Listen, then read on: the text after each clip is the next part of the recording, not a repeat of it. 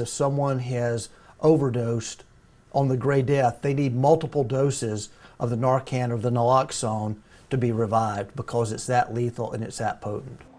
Gray Death is a synthetic form of heroin that police say is not only harmful if ingested, but can be dangerous even in an airborne form. When we first reported on Gray Death just over a week ago, police said that it had made its way to Louisiana. The DEA special agent that you just heard from is in Baton Rouge.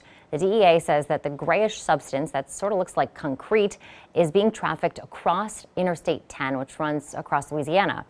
Travel west along that road and you will get to Houston. Police say the drug has continued to arrive there, which brings the fear of Gray Death even further across Texas. San Antonio, for example, is along the way down I-10, and while there have been no reports of Gray Death there, police all over Texas are on the alert for its possible arrival, and that includes here in Austin, where officers are already preparing for it. Sally Hernandez caught up with them as they prepare for the so-called super drug to show up here. There are people out there mixing these synthetic drugs together, and they're creating things that we've never seen before. Like Gray Death, the Drug Enforcement Agency is alerting officers the drug's potency is so intense, it can kill even if you accidentally breathe in its fumes. That's true.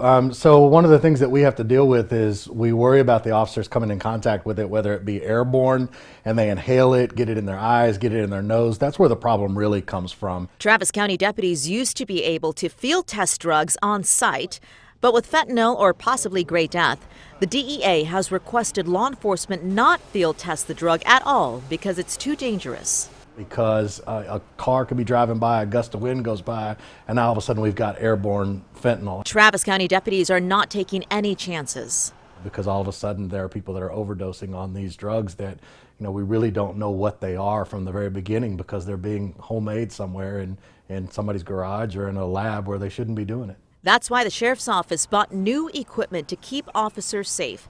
Every substation and central booking has a special device to test the substance. A hood that vents fumes away from the evidence room. So the officer can come across a substance, they can treat it as safely as possible, take it to the location where we have the vent hood, and then actually do that test inside the vent hood so where it keeps everybody safe. And just in case a deputy accidentally overdoses, there is a Narcan unit in every Travis County Sheriff's deputy vehicle. That Narcan can reverse an overdose. And if the deputy even thinks they possibly touched fentanyl or possibly Gray Death, then they have to go to the hospital just for observation. In the studio, Sally Hernandez, KXAN News. Gray Death is a mixture of heroin, fentanyl, and a large animal tranquilizer. It's believed to be 10,000 times more potent than morphine. Authorities say if you happen to come across something that looks like it, don't touch it. Call police. The CDC reports synthetic opioid deaths more than doubled from 2015 to 2016. They went from 9,500 to more than 19,000.